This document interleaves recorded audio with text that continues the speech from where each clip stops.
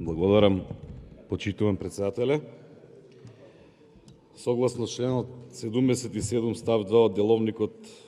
за работа на Собранието на Република Македонија барам измена и дополнување. И тука предлагам точка број 44, информација за пописот на населението, да биде точка број 10.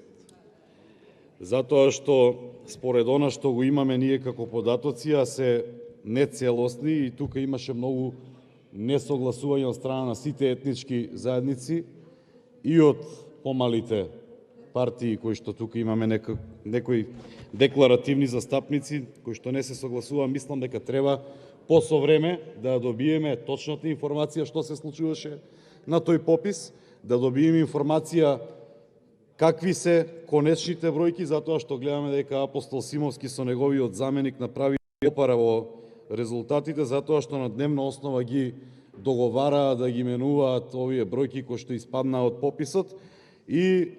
пред се затоа што во блиска иднина, во многу блиска иднина ни предстои ребалансот на буџетот и ние она што треба да го направиме како планирање, како држава за наредните неколку месеци, треба да го согласиме и според резултатите од пописот, затоа што со години тука кукавте дека немало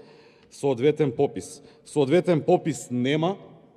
и нема ни да има во оваква констелација, нема ни да има во овакво мнозинство кое што не ги почитува препораките на Обединетите нации и Евростат, затоа што методологијата наместо да се вметне во законот, таа се одредуваше преку подзаконски акти, и мислам дека ние тука можеме како собрание да донесеме една одлука за дополнување на овој статистички процес, каде што би утврдиле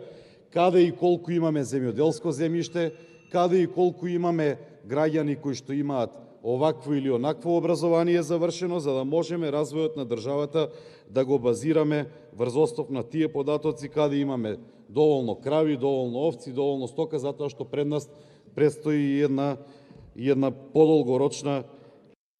Она што вие успеавте да го направите во последниве 4 години е да потрошите 4 буџети и ништо повеќе. Тоа се 17-18 милиарди евро од прилика.